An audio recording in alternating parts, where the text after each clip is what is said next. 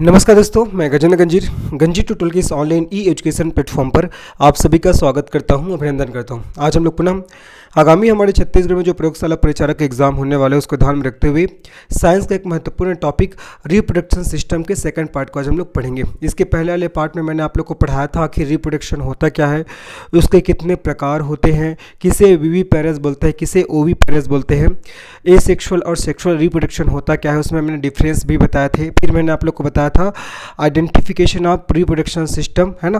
फिर मैंने आप लोग को बताया था ह्यूमन रिप्रोडक्शन में कौन कौन से फेस होता है, कौन कौन सी अवस्थाएं होती है। फिर मैंने आप लोग को पढ़ाया था मेल रिप्रोडक्टिव सिस्टम के बारे में। प्लेलिस्ट में आप लोग को वीडियो मिल जाएगा, एनसीईआरटी बेस्ड साइंस क्लास आप जाओगे तो आपको पूरा वीडियो मिल जाएगा, ठीक है।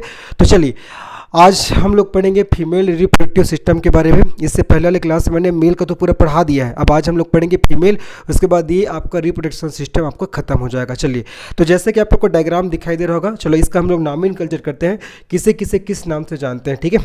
तो ये जो स्ट्रक्चर दिख रहा है, ये जो नली दिख रहा है, डक्ट दिख रहा है ना, ये जो नली या डक्ट दिख रहा है, इसको किस नाम से जानते हैं? इसको ओवी डक्ट के नाम से जानते हैं। किस नाम से जी? ओवी डक्ट के नाम से जानते हैं। इसी को आपका फेलोपियन ट्यूब के नाम से भी जानते हैं। फेलोपियन ट्यूब अर्थात फेलोपियन नलिका, इसी को फेलोपियन नलिका के नाम से भी जाना जाता है। बहुत इंपॉर्टेंट है, ध्यान रखना, इसको फेलोपियन नलिका के नाम से भी जानते हैं, ठीक है। उसके बाद ये जो स्ट्रक्चर दिख रहा है, जिसको मैंने येलो कलर से रिप्रेजेंट किया है, इधर ये स्ट्रक्चर हो गया, ठीक है, और इधर ये स्ट्रक्चर हो गया। तो ये दोनों स्ट्रक्चर को किस नाम से जानते हैं? इस दोनों स्ट्रक्चर को एग के नाम से जानते हैं या ओरी के नाम से जानते हैं ना। इस दोनों स्ट्रक्चर को किस नाम से जानते हैं जी? इस दोनों स्ट्रक्चर को आपका ओरी के नाम से, ओरी के नाम से जानते हैं। और ओरी को अंडाशय बोलते हैं। क्या बोलते हैं? अंडाशय, ठीक है। ओरी को अंडाशय के नाम से जानते हैं, तो इसको ओरी बोला जाता है, ठीक है। इसकी संख्या 2 है, ये 1 हो जाएगा, ये 2 हो जाएगा, ये पहला दूसरा, ठीक है। तो ओरी की संख्या 2 है। उसके बाद ये जो स्ट्रक्चर दिख रहा है, ये स्ट्रक्चर, इसको किस नाम से जानते हैं? इसको वजाइना के नाम से जानते हैं। इसको हिंदी में योनि कहा जाता है। क्या कहा जाता है? योनि कहा जाता है। ये आपको ध्यान रखना है, ठीक है। और ये स्ट्रक्चर को बोलते हैं सर्विक्स। क्या बोलते हैं? जिसको सर्विक्स कहा जाता है, ये भी आपको ध्यान रखना है। और बीच का जो स्ट्रक्चर दिख रहा है, ये वाला स्ट्रक्चर, इसको क्या बोलते हैं? यूटेरस। क्या बोलते हैं? यूटेरस। इसी को आपका गर्भाशय के नाम से जानते हैं। किस नाम से जानते हैं? गर्भाशय के नाम से इसको जाना जाता है, ठीक है। और ये क्या है? ये यूटेरस का वॉल है। क्या है आपका? ये आपका यूटेरस का, ठीक है। ये यूटेरस का क्या है जी? वॉल है, दीवार है, ये आपको याद रखना है, ठीक है। तो हमने नॉमेनक्लेचर भी कर दिए, किसे किसे किस किस नाम से जाना जाता है। एक बार पुनः ध्यान से देखेंगे, ये जो आपका येलो कलर से मैंने रिप्रेजेंट किया है, इसको क्या बोलते हैं? येलो कलर से जो मैंने रिप्रेजेंट किया है, इसको बोला जाता है आपका ओरी अर्थात अंडाशय, ठीक है। ये स्ट्रक्चर यूटेरस कहलाएगा, और ये दोनों यूटेरस का वॉल कहलाएगा, ये वजाइना कहलाता है, और ये सर्विक्स कहलाता है। और ये जो ट्यूब दिख रहा है, नलिका दिख रहा है, उसको ओविडक्ट या फेलोपियन ट्यूब के नाम से जाना जाता है, ठीक है। तो अगर अब मैं बात करता हूँ फीमेल रिप्रोडक्टिव सिस्टम के पार्ट की बात करता हूँ, ठीक है। अगर मैं फीमेल रिप्रोडक्टिव सिस्टम के पार्ट की बात करता हूँ, तो देखते हैं part of female reproductive system, part of female reproductive system अर्थात मादा जनन तंत्र के जो प्रमुख भाग कौन कौन से हैं, हम लोग अभी देख रहे हैं। मादा जनन तंत्र के प्रमुख भाग, मादा जनन तंत्र के प्रमुख भाग कौन कौन सा है? तो देखिए जी, प्रमुख भाग कौन कौन सा है। देखो, मादा जनन तंत्र के प्रमुख भाग कौन कौन सा हो जाएगा। चलो, तो अगर बात करता हूँ प्रमुख भाग का, तो पहला हो जाएगा अंडाशय, और अंडाशय को इंग्लिश में किस नाम से जानते हैं? ओरी के नाम से जाना जाता है, ठीक है।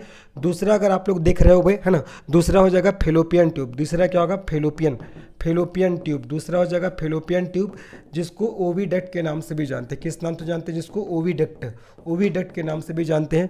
तीसरा आप लोग देख पा रहे होगे, तीसरा क्या हो जाएगा? तीसरा यूटेरस हो जाएगा। तीसरा यूटेरस, और यूटेरस को गर्भाशय के नाम से जानते हैं। किस नाम से? गर्भाशय के नाम से। और चौथा आप लोग देख पा रहे होगे, चौथा क्या है जी? चौथा वेजाइना हो जाएगा। चौथा वेजाइना हो जाएगा, ठीक है, जिसको हिंदी में योनि के नाम से जाना जाता है।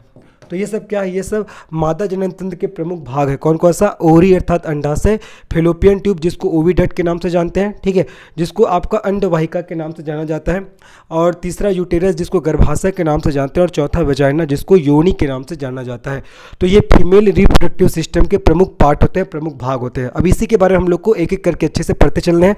ये आपके मेंस के लिए भी इंपॉर्टेंट है, सीजीपीएससी के बाद अगर मेंस दिलाओगे तो, है ना। साथ ही साथ वनडे एग्जाम में भी यहाँ से क्वेश्चन पूछे ही जाते हैं। चलिए, अब बारी बारी से हम लोग एक एक पार्ट्स के बारे में पढ़ना शुरू करते हैं, एक एक ऑर्गन के बारे में पढ़ना शुरू करते हैं। तो सबसे पहले अभी हम लोग पढ़ेंगे ओरी के बारे में, मतलब ये जो स्ट्रक्चर आपको दिख रहा है, जो येलो कलर से मैंने रिप्रेजेंट किया है, इसी के बारे में पढ़ेंगे। तो सबसे पहले भी हम लोग पढ़ेंगे किसके बारे में जी, ओरी के बारे में, अर्थात अंडाशय के बारे में। चलो है ना, अब मैं आप लोग को पढ़ा रहा हूँ किसके बारे में, पहला ओरी के बारे में। किसके बारे में, ओरी, है ना, ओरी के बारे में। और ओरी को किस नाम से जानते हैं, अंडाशय के नाम से। ओरी को अंडाशय के नाम से जाना जाता है, ठीक है। तो आपको सबसे पहले बताना है, ओरी is the primary sex organ in female reproductive system. तो ओरी के बारे में क्या बताना है, ओरी is primary sex organ in female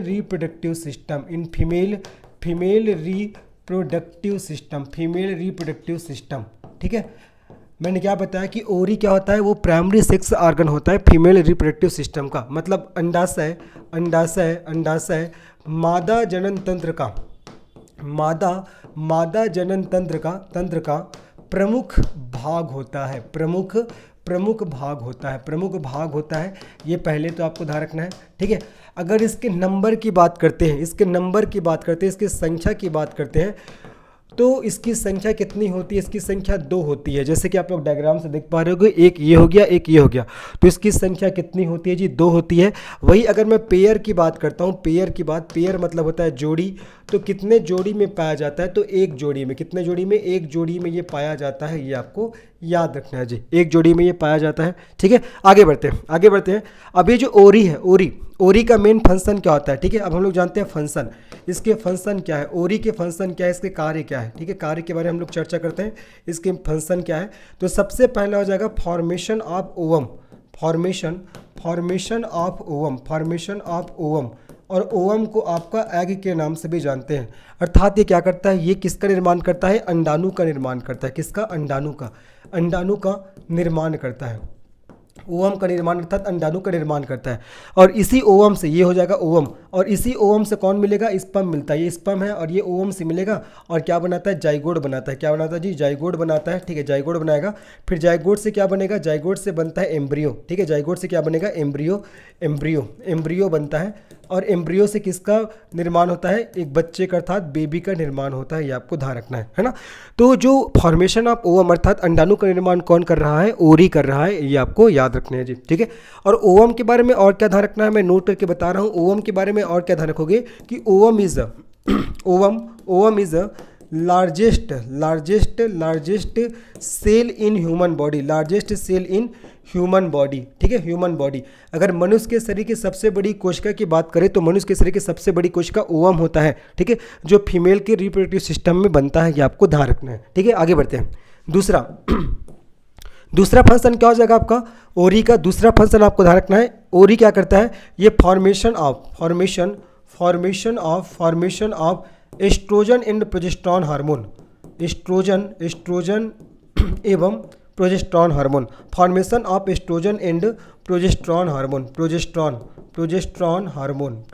hormone, ठीक है। ये क्या करता है, ये एस्ट्रोजन और प्रोजेस्टेरॉन हार्मोन का फॉर्मेशन करता है, निर्माण करता है। क्या करता है, एस्ट्रोजन और आपका प्रोजेस्टेरॉन हार्मोन का क्या करता है, निर्माण करता है, फॉर्मेशन करता है। और ये जो प्रोजेस्टेरॉन हार्मोन होता है जी, ये जो प्रोजेस्टेरॉन हार्मोन होता है, प्रोजेस्टेरॉन हार्मोन, तो प्रोजेस्टेरॉन हार्मोन को और किस नाम से जानते हैं, इसी को प्रेगनेंसी हार्मोन के नाम से जानते हैं। किस नाम से, इसको प्रेगनेंसी, बहुत इंपॉर्टेंट है ना, इसको प्रेगनेंसी हार्मोन के नाम से जाना जाता है, ठीक है। जो प्रोजेस्टेरॉन हार्मोन होता है उसको किस नाम से जानते हैं, प्रेगनेंसी हार्मोन के नाम से जाना जाता है। तो मैंने क्या बताया, मैंने बताया कि ओरी is the primary sex organ is female reproductive system, अर्थात अंडाशय मादा जनन तंत्र का प्रमुख भाग होता है। अगर बात करता हूँ मेल जनन तंत्र का, अर्थात मेल रिप्रोडक्टिव सिस्टम का प्रमुख पार्ट क्या होता है, तो टेस्टिस होता है। उसी प्रकार फीमेल रिप्रोडक्टिव सिस्टम का प्रमुख पार्ट क्या होता है, ओरी होता है। और ओरी की संख्या 2 होता है। अगर मैं पेयर की बात करता हूँ तो एक जोड़ी में पाया जाता है ना, एक जोड़ी में पाया जाता है। फिर मैंने इसका फंक्शन बताया कि फॉर्मेशन ऑफ ओवम या एग हो जाएगा पहला, दूसरा formation of oestrogen and progesterone hormone, जिसमें से प्रोजेस्टेरॉन हार्मोन को प्रेगनेंसी हार्मोन के नाम से भी क्या है, जाना जाता है। ये आपको अच्छे से याद रखना है जी, ठीक है।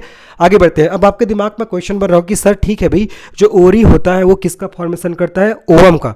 तो ये ओवम का फॉर्मेशन कब होता है, ठीक है। ओवम का फॉर्मेशन कब होता है, तो कब होता है, तो ध्यान रखना प्यूबर्टी स्टेज में। कब जी, प्यूबर्टी स्टेज में। प्यूबर्टी स्टेज को हिंदी में बोलते हैं यौनावस्था में। कब होता है? यौनावस्था, ठीक है।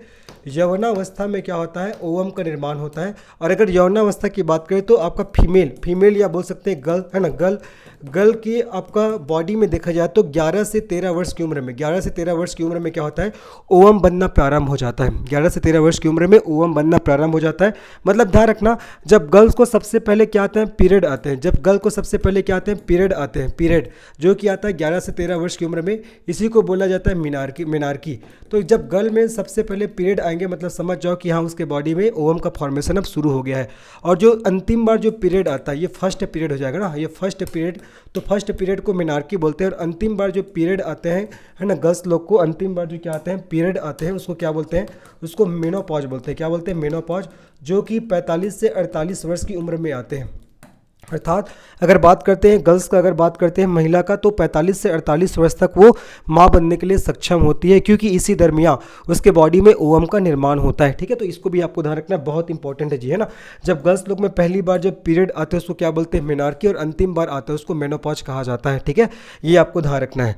तो मैंने ओरी के बारे में क्या क्या बताया आप लोग को? बताया भाई कि ओरी is a primary sex organ in female reproductive system. इसकी संख्या 2 होती है, जैसे कि आप लोग को डायग्राम से दिखाई दे रहा होगा। ये जो येलो कलर से जो मैंने रिप्रेजेंट किया है इसी को ओरी बोलते हैं। फिर मैंने बताया इसकी अगर पेयर की बात करें, जोड़ी की बात करते तो ये एक जोड़ी पाया जाता है। इसके कार्य की बात करें तो ये आपका अंडाणु का निर्माण करता है, फॉर्मेशन ऑफ ओवम या एग। दूसरा formation of oestrogen and progesterone hormone, जिसमें से प्रोजेस्टेरोन हार्मोन को प्रेगनेंसी हार्मोन के नाम से जानते हैं। अब ये भैया ये जो आपका हार्मोन्स करते क्या है अभी हम लोग जानते हैं। मैंने बताया कि ये क्या करता है? ओरी एस्ट्रोजन और प्रोजेस्टेरोन हार्मोन का निर्माण करता है। किसका? एस्ट्रोजन और प्रोजेस्टेरोन हार्मोन, है ना। ओरी क्या करता है? ओरी एस्ट्रोजन और प्रोजेस्टेरोन, है ना, प्रोजेस्टेरोन हार्मोन का क्या करते हैं? निर्माण करते हैं। तो ये एस्ट्रोजन और प्रोजेस्टेरोन हार्मोन ये करता क्या है? ये एस्ट्रोजन और प्रोजेस्टेरोन हार्मोन करता क्या है? ये ध्यान रखना, ये फीमेल में सेकेंडरी सेक्सुअल कैरेक्टर का विकास करता है। फीमेल में secondary sexual character, secondary sexual character का, ना, सेकेंडरी सेक्सुअल कैरेक्टर का क्या करता है? विकास करता है। सेकेंडरी सेक्सुअल कैरेक्टर का विकास करता है, डेवलपमेंट करता है, ये आपको ध्यान रखना है। अगर मैं सेकेंडरी सेक्सुअल कैरेक्टर की बात करूं तो फीमेल में सेकेंडरी सेक्सुअल कैरेक्टर में क्या हो जाएगा? याद रखना, डेवलपमेंट ऑफ, ठीक है, डेवलपमेंट ऑफ मेमरी ग्लैंड, है ना, डेवलपमेंट ऑफ मेमरी ग्लैंड, अर्थात स्तन ग्रंथियों का विकास करती है। ठीक है, जो एस्ट्रोजन और प्रोजेस्टेरोन हार्मोन क्या करती है? ये स्तन ग्रंथियों का विकास करती है, स्तन ग्रंथियों का। ठीक है, महिलाओं में स्तन ग्रंथियों का विकास करती है, ये आपको ध्यान रखना है, स्तन ग्रंथियों का विकास करती है। ठीक है, दूसरा चीज़ आपको क्या ध्यान रखना है जी? दूसरा क्या करती है? दूसरा ये मेंस्ट्रुअल साइकिल, ठीक है, मेंस्ट्रुअल साइकिल का डेवलपमेंट करती है, मेंस्ट्रुअल साइकिल का डेवलपमेंट करती है, विकास करती है। ठीक है, मेंस्ट्रुअल साइकिल का डेवलपमेंट करती है, ये आपको ध्यान रखना है।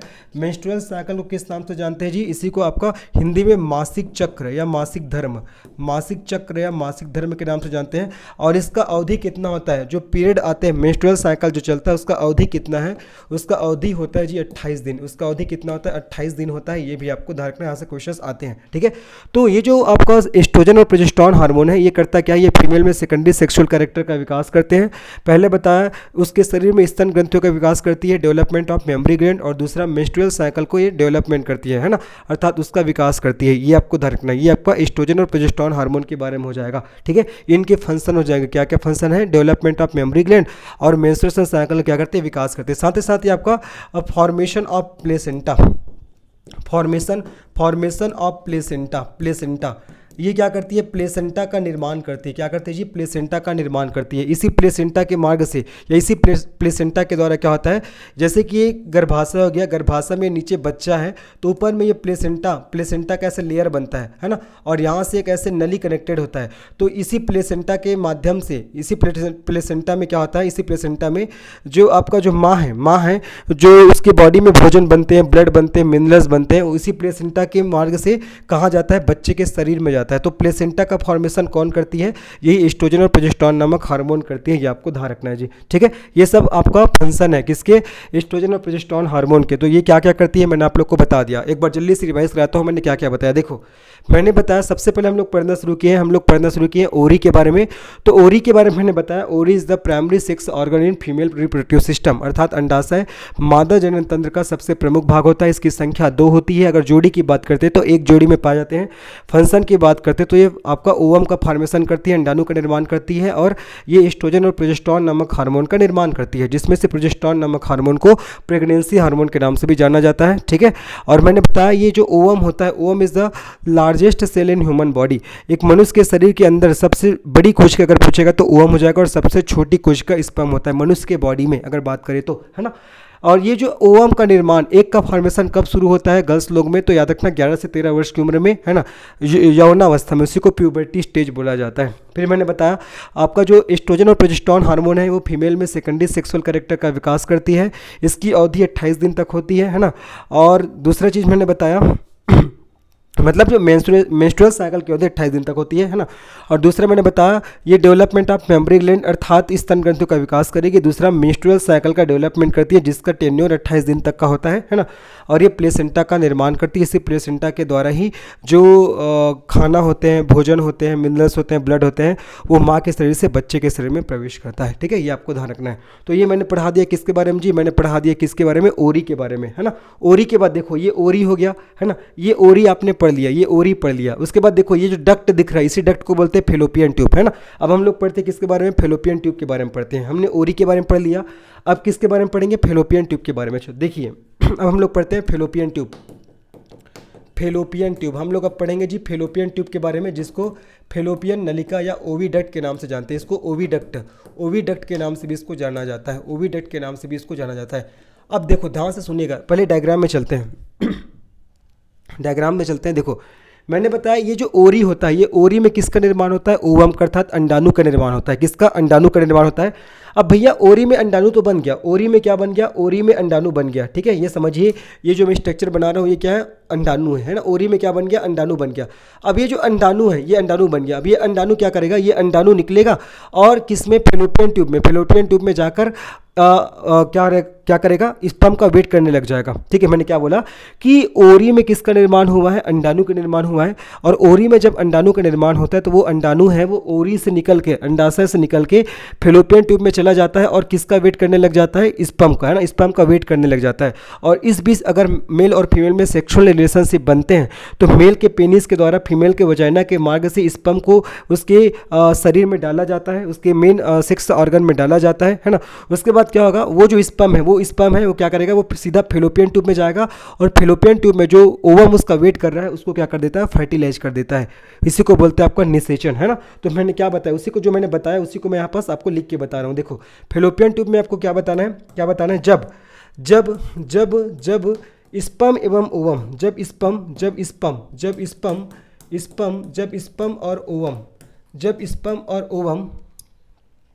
स्पर्म और ओवम या ऐसे लिखेंगे इसको। देखो जब ओरी में किसका निर्माण होता है? अंडाणु का। जब ओरी में अंडाणु अर्थात ओवम का निर्माण हो जाता है। जब ओरी में अंडाणु अर्थात ओवम का निर्माण हो जाता है, जब ओरी में अंडाणु अर्थात ओवम का निर्माण हो जाता है, तब यह फेलोपियन ट्यूब में जाकर किसका वेट करता रहता है जी? स्पर्म का, ना। ये स्पर्म का वेट करता है, स्पर्म का वेट करता है। और इस बीच अगर सेक्सुअल रिलेशनशिप बन गया मेल और फीमेल में तो मेल का जो स्पर्म होता है वो फीमेल के ओवम को क्या कर देगा जी? ओवम को क्या करेगा? फर्टिलाइज कर देगा, है ना, फर्टिलाइज कर देगा। और जिससे किसका निर्माण होगा? जाइगोट का निर्माण होगा। किसका? जाइगोट का। ये क्या है? स्पर्म है ना, और ये क्या है? ओवम है। तो जब स्पर्म और ओवम आपस में मिलेंगे तब किसका निर्माण होगा? जाइगोट का। फिर जाइगोट से किसका निर्माण होता है? एम्ब्रियो का। किसका जी? एम्ब्रियो का। ठीक है, जाइगोट से किसका निर्माण होगा? एम्ब्रियो का, है ना। ये एम्ब्रियो हो जाएगा, एम्ब्रियो का निर्माण होगा। एम्ब्रियो को हिंदी में बोलते हैं भ्रूण बोलते हैं, क्या बोलते हैं, भ्रूण बोलते हैं। और जाइगोट को युग्मनज बोलते हैं, क्या बोलते हैं, युग्मनज, युग्मनज बोलते हैं। तो जब स्पर्म और ओवम आपस में मिलते हैं तो जाइगोट बनेगा, जाइगोट से एम्ब्रियो बनता है, एम्ब्रियो से फाइनल बेबी का निर्माण होता है। ठीक है, तो अगर आपसे ऐसा क्वेश्चन पूछेगा तो ऐसा क्वेश्चन पूछेगा कि स्पर्म, जो स्पर्म होता है और जो ओवम होता है ना, स्पर्म और ओवम, स्पर्म और ओवम की मुलाकात कहाँ होती है, तो आपको बताना है स्पर्म और ओवम की मुलाकात फेलोपियन ट्यूब में होती है। कहाँ होती है जी, फेलोपियन ट्यूब में होती है, ओविडक्ट में होती है, फेलोपियन नलिका में होती है। आपको ऑप्शन देगा, यूटेरस देगा, वजाइना देगा, तो आपको लगाना है क्या, फेलोपियन ट्यूब, है ना। एक बार और डायग्राम समझिए, डायग्राम से एक बार और समझिए। मैंने क्या बताया, मैंने बताया कि देखो ये ओरी में किसका निर्माण होता है, ओवम अर्थात अंडाणु का निर्माण होगा, ठीक है, एग का निर्माण होगा। और ये जो अंडाणु है ये आपका फेलोपियन ट्यूब में जाकर किसका वेट करने लग जाता है, स्पर्म का। और इस बीच अगर सेक्सुअल रिलेशनशिप बनते हैं तो मेल द्वारा फीमेल के बॉडी में स्पर्म को डाला जाता है, और वही स्पर्म है वो कहाँ चला जाता है, स्पर्म इस मार्ग को फॉलो करते हुए सीधा कहाँ जाएगा, फेलोपियन ट्यूब में जाएगा। और फेलोपियन ट्यूब में ओवम इसका वेट कर रहा है, तो उसको क्या कर देगा, फर्टिलाइज करेगा, और फर्टिलाइज करेगा तो जाइगोट का निर्माण होगा। फिर उस जाइगोट को यूटेरस में डाल देते हैं, कहाँ, यूटेरस में, यूटेरस में उसको डाल दिया जाता है, और इसी यूटेरस में उसका विकास होता है, फिर फाइनली बच्चे का विकास होता है। ये आपको ध्यान रखना जी, है ना। तो हमने फेलोपियन ट्यूब के बारे में भी पढ़ लिया, आप लोग को समझ में आ गया होगा। अब बात करते, देखो ओरी भी हमारा हो गया, है ना, ओरी भी हो गया, उसके बाद फेलोपियन ट्यूब भी बता दिया। तो फेलोपियन ट्यूब में बताया कि जब ओरी में अंडाणु का निर्माण होता है तो यह फेलोपियन ट्यूब में जाकर स्पर्म का वेट करता है। तो ध्यान रखना, स्पर्म और ओवम की मुलाकात कहाँ होती है, अगर आपसे ऐसा क्वेश्चन पूछेगा, स्पर्म और ओवम की मुलाकात, स्पर्म और ओवम की मुलाकात या दोनों आपस में कहाँ मिलते हैं, अगर आपसे ऐसा क्वेश्चन पूछेगा तो आपको बताना है कहाँ, जब का फेलोपियन ट्यूब में, कहाँ, फेलोपियन ट्यूब में, ये आपको ध्यान रखना है। ठीक है, तो अब आप लोग को पता लग गया भाई कि आपका फेलोपियन ट्यूब में स्पर्म और ओवम आपस मिल गए, तो किसका निर्माण हो गया, जाइगोट का निर्माण हो गया। किसका निर्माण हो गया, जाइगोट का। ठीक है, अब क्या होगा, ये जो जाइगोट बना है वो कहाँ जाएगा, यूटेरस में जाएगा। यूटेरस को हिंदी में क्या बोला जाता है, गर्भाशय, क्या बोलते हैं, गर्भाशय। इसी को बच्चादानी के नाम से भी जानते हैं, इसको गर्भाशय, इसको आम बोलचाल में बच्चादानी के नाम से भी जाना जाता है। ठीक है, तो अब जो जाइगोट बना है, जब स्पर्म और ओवम आपस में फेलोपियन ट्यूब में मिल गया तब किसका निर्माण हुआ, जाइगोट का। अब उस जाइगोट को गर्भाशय में डाला जाता है। तो ध्यान रखना आपका क्या हो जाएगा, फेलोपियन ट्यूब में, फेलोपियन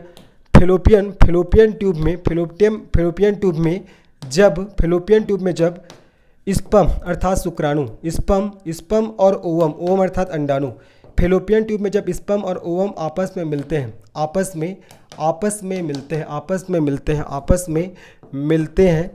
हैं, तब किसका निर्माण होता है, तब जाइगोट का, ठीक है, युग्मनज, तब जाइगोट का निर्माण होता है। जाइगोट को युग्मनज बोलते हैं। जाइगोट का निर्माण होता है, और इस जाइगोट को अर्थात युग्मनज को, जाइगोट को यूटेरस में डाल दिया जाता है। यूटेरस में अर्थात गर्भाशय में डाल दिया जाता है, डाल दिया जाता है, प्लांट कर दिया जाता है, डाल दिया जाता है। ठीक है, और यही जाइगोट का क्या होता है, डेवलपमेंट होता है। जाइगोट का डेवलपमेंट होता है अर्थात विकास होता है, डेवलपमेंट होता है, जिससे वो क्या बनेगा, जाइगोट से एम्ब्रियो बनता है। जिससे क्या बनता है, वो जाइगोट से अर्थात युग्मनज से, है ना, इसको हिंदी में बोलते हैं युग्मनज से किसका निर्माण होगा, एम्ब्रियो का। किसका जी, एम्ब्रियो का निर्माण होगा। और एम्ब्रियो से किसका निर्माण होता है, फाइनली बेबी का निर्माण होता है, बच्चे का निर्माण होता है। एम्ब्रियो को भ्रूण बोला जाता है और भ्रूण से बच्चे का निर्माण होता है। समझ में आ गया। तो जो फेलोपियन ट्यूब में स्पर्म और ओवम आपस में मिले हैं तो उससे जाइगोट बना, और वो जाइगोट को कहाँ डाल दिया गया, आपका यूटेरस में डाल दिया गया, गर्भाशय में डाल दिया गया, और उसी गर्भाशय में उसका विकास हुआ जिससे बच्चे का निर्माण हुआ। ठीक है जी, तो ये आपका यूटेरस हो जाएगा। यूटेरस के बारे में भी मैंने बता दिया। यूटेरस के बाद देखो ये जो आपको स्ट्रक्चर दिख रहा है ना, ये जो स्ट्रक्चर आपको दिख रहा है, इसी को किस नाम से जानते हैं, इसी को तो यूटेरस बोलते हैं। ये जो स्ट्रक्चर दिख रहा है तो यही डाल दिया जाता है। तो जब आपका मेल का स्पर्म फीमेल के ओवम से फेलोपियन ट्यूब में मिलेगा तब किसका निर्माण हो जाएगा, ये समझिए। अगर मिला तो किसका निर्माण हो गया, ये हो जाएगा आपका जाइगोट। अब फिर इसी जाइगोट को कहाँ डाल दिया जाएगा, इसको आपका यूटेरस में डाल दिया जाता है। इसी जाइगोट को यूटेरस में डाल दिया जाता है, फिर उसी जाइगोट का विकास होता है जिससे बच्चे का निर्माण होता है। ठीक है, तो हमने पढ़ लिया किसके बारे में, देखो हमने पढ़ लिया ओरी के बारे में हमने पढ़ लिया, हमने फेलोपियन ट्यूब पढ़ लिया, हमने यूटेरस पढ़ लिया। अब पढ़ते वजाइना, है ना। हमारा अंडाशय भी हो गया, ये भी पढ़ लिए, फेलोपियन ट्यूब भी पढ़ लिए, यूटेरस भी पढ़ लिए, बारी किसका है, वजाइना। ठीक है, तो चलिए वजाइना के बारे में हम लोग पढ़ते हैं। वजाइना का क्या फंक्शन है, तो वजाइना के उतना उसका फंक्शन नहीं है। देखो वजाइना में क्या होगा, क्या ध्यान रखना है, जब सेक्सुअल रिलेशनशिप बनते हैं मेल और फीमेल में, जब मेल और फीमेल में जब सेक्सुअल रिलेशनशिप बनते हैं तो जो मेल का पेनिस होता है इसी वजाइना में प्रवेश करता है और पेनिस क्या करेगा, इसी वजाइना के मार्ग से स्पर्म को फीमेल के रिप्रोडक्टिव सिस्टम में डालता है, ये आपको ध्यान रखना है, ठीक है। तो वजाइना में क्या प्रवेश करता है, पेनिस प्रवेश करता है और इसी पेनिस के द्वारा क्या होगा, स्पर्म को यहाँ छोड़ा जाएगा, फिर वही स्पर्म है फैलोपियन ट्यूब में जाकर ओवम से मुलाकात करता है और उसको फर्टिलाइज कर देता है, उसको आपका क्या कर देता है, निषेचित कर देता है, जिससे जाइगोट का निर्माण होता है ना। तो याद रखना सेक्सुअल रिलेशनशिप के समय जो पेनिस होता है इसी वजाइना में इंटर करता है, ये आपको ध्यान रखना है। तो वजाइना के बारे में यही चीज़ ध्यान रखेंगे कि सेक्सुअल रिलेशनशिप के समय में जो पेनिस है वजाइना में इंटर करता है, ठीक है। और ये क्या कहलाता है, सर्विक्स। देखो ये स्ट्रक्चर सर्विक्स है। अब देखो जब यहाँ बच्चे का निर्माण होता है तो ये सर्विक्स क्या होता है, थोड़ा ओपन होता है और ओपन होता है तो जो पीड़ा होती है उसी को बोलते हैं प्रसव पीड़ा। क्या बोलते हैं उसको, प्रसव पीड़ा, ठीक है। ये सर्विक्स आपको दिख रहा है। तो जब पूरा बच्चा का निर्माण हो जाएगा, तो जब बच्चा उसके माँ के शरीर से निकलने वाला रहेगा तो ये जो आपका मार्ग होता है ये से ओपन होगा, तो ओपन होता है तो उसी को बोलते हैं प्रसव पीड़ा। क्या बोलते हैं इसको, प्रसव पीड़ा के नाम से जाना जाता है। तो ये भी आपको अच्छे से ध्यान रखना है जी, है ना। तो ये हो जाएगा फीमेल रिप्रोडक्टिव सिस्टम के बारे में, क्या क्या प्रमुख ऑर्गन है, उसके फंक्शन क्या क्या है, मैंने पूरा आप लोग को पूरा बता दिया, ठीक है। अब एक चीज़ और जानते हैं, चलो और क्या जानेंगे। देखो अब हम लोग जानेंगे किसके बारे में, ये तो हो गया आपका इसके प्रमुख भाग हो जाएगा फीमेल रिप्रोडक्टिव सिस्टम का। अब इसके बाद हम लोग जानते हैं मेंस्ट्रुअल साइकिल, ठीक है। मेंस्ट्रुअल साइकिल के बारे में भी हम लोग जानते हैं, मेंस्ट्रुअल साइकिल के बारे में भी जानते हैं, जिसको मासिक चक्र के नाम से जानते हैं, ठीक है। तो मैंने बताया था लड़कियों में 11 से 13 वर्ष की उम्र में क्या आते हैं, पीरियड आते हैं, क्या आते हैं, पीरियड आना शुरू होते हैं। और जो फर्स्ट पीरियड जो आते हैं उसको किस नाम से जानते हैं, मेनार्की के नाम से जानते हैं, जो कि 45 से 48 वर्ष की उम्र तक आता है। और जो अंतिम बार जो आता है उसको मेनोपॉज बोलते हैं, अंतिम बार जो आता है उसको मेनोपॉज बोलते हैं। अर्थात एक महिला 45 से 48 वर्ष तक माँ बनने के लिए सक्षम होती है, ये आपको ध्यान रखना है। अगर मैं नेचुरली की बात कर रहा हूँ, अभी वर्तमान तो बहुत सारे टेक्निक आ गए हैं, लेकिन अगर मैं नेचुरली बात करता हूँ तो 45 से 48 वर्ष तक कोई महिला है वो माँ बनने के लिए सक्षम होती है, ध्यान रखना, क्योंकि इसी पीरियड के दौरान उसके बॉडी में ओवम का निर्माण होता है, ठीक है। तो जो मेंस्ट्रुअल साइकिल होता है इसकी अवधि कितना होता है, क्वेश्चन आता है इसकी अवधि कितना होता है, तो 28 दिन की, है ना। इसकी अवधि होती है जी 28 दिन की। तो पहला से 14वें दिन में क्या होता है, ओवम का निर्माण होता है, ओवम का फॉर्मेशन, ठीक है। जो गर्ल्स लोग के बॉडी में क्या होता है आपका पहले से 14वें दिन तक 14 डे तक क्या होता है आपका ओवम का फॉर्मेशन होता है, एग का निर्माण होता है, ठीक है। उसके बाद 15वें व 16वें दिन में 15वें व 16वें दिन में क्या होता है, ये जो ओवम बना है, ओवम है वो फैलोपियन ट्यूब में जाकर ओवम फैलोपियन ट्यूब में जाकर स्पर्म का वेट करते रहता है ना, स्पर्म का वेट करता है, ये आपको रखना है, स्पर्म का वेट करता है, ठीक है। ये चीज़ 15 व 16वें दिन ओवम फैलोपियन ट्यूब में जाकर स्पर्म का वेट करता है। अगर इस बीच सेक्सुअल रिलेशनशिप बन गए तो क्या होगा, जो स्पर्म होता है वो फीमेल के ओवम को फर्टिलाइज कर देगा, उसको निषेचित कर देगा। फाइनली जाइगोट का निर्माण होता है, फिर इसी जाइगोट से भ्रूण बनता है, फिर भ्रूण से बच्चे का निर्माण होता है, ठीक है। तो आपका फीमेल के प्रेग्नेंट होने के चांसेस इसी 15वें से 16वें दिन में होता है। अगर इसी बीच सेक्सुअल रिलेशनशिप बनते हैं मेल और फीमेल में तो प्रेगनेंसी के चांसेस बहुत ज़्यादा होते हैं, क्योंकि इसी दरमियान क्या होता है, जो ओवम होता है वो आपका ओरी से निकलकर फीमेल के बॉडी में ओरी से निकलकर कहाँ, फैलोपियन ट्यूब में वेट करते रहता है, ये आपको ध्यान रखना है, ठीक है। उसके बाद अगर सपोज देखो 15वें से 16वें दिन ओवम है वो फैलोपियन ट्यूब में जाकर स्पर्म का वेट करता है। अगर इस बीच सेक्सुअल रिलेशनशिप बना तो भैया स्पर्म उसको फर्टिलाइज कर देगा ओवम को। लेकिन अगर नहीं बना तो क्या होगा, अगर नहीं बनता है ना, अगर सेक्सुअल रिलेशनशिप नहीं बनता तो उस केस में क्या होता है, ये जो ओवम, ये जो आपका जाइगोट है, ये क्या है, ये जो ओवम है ना, ये जो आपका ये जो ओवम है फैलोपियन ट्यूब में जाकर वेट कर रहा है, ये क्या करेगा, अगर सेक्सुअल रिलेशनशिप नहीं बना तो कहाँ आ जाएगा, ये आ जाता है आपका कहाँ, गर्भाशय में। ये गर्भाशय में आता है। तो गर्भाशय में जैसे ही आएगा, ये जो ओवम गर्भाशय में आएगा तो गर्भाशय की जो वाल होती है, उसकी दीवार होती है, उसमें स्वेलिंग हो जाता है, ठीक है, उसमें स्वेलिंग हो जाता है। और जैसे 28वें दिन आता है, 28वें दिन है ना, जैसे 28वें दिन आता है तो जो स्वेलिंग हुआ रहता है, गर्भाशय का जो दीवार होता है उसमें स्वेल आ जा रहता है। तो 28वें दिन क्या होता है, वो फूट जाता है, स्वेलिंग क्या होता है, फूटता है। तो गर्भाशय की दीवार के अंदर क्या पाया जाता है, ब्लड वेजल, अर्थात उसमें रक्त वाहिकाएं पाई जाती है। तो जैसे ही आपका गर्भाशय की वाल जो फूटता है, स्वेलिंग आ रहता है, वो फूटता है, तो उसके अंदर ब्लड टिश्यू भी फट जाते हैं, जिससे ब्लड निकलने लगता है, ठीक है। और जो ओवम है, ओवम जो बना हुआ है, ठीक है, ओवम जो बना हुआ है उसी ब्लड के माध्यम से उसके शरीर से बाहर निकल जाता है। फिर 28वां दिन के बाद क्रमशः 4 दिन तक बहुत ज़्यादा ब्लीडिंग होता है गर्ल्स लोग में या महिलाओं में, ये आपको ध्यान रखना है। हो क्या रहा है समझ में आया? पहले से 14वें दिन की अवधि में ओवम का फॉर्मेशन होगा उसके बॉडी में। 15वें से 16वें दिन जो ओवम है वो फेलोपियन ट्यूब में जाकर स्पर्म का वेट करेगा।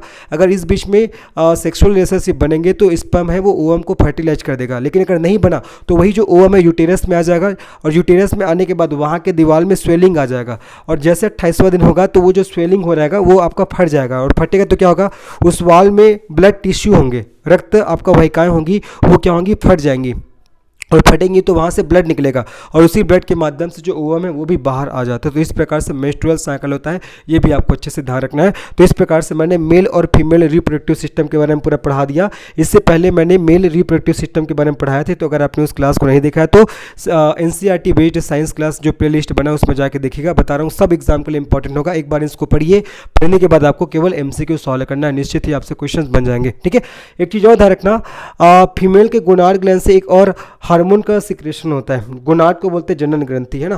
फीमेल के जनन ग्रंथि से एक और हार्मोन का सिक्रेशन होता है जिसको रिलैक्सिन बोलते हैं। क्या बोलते हैं? Relaxin hormone.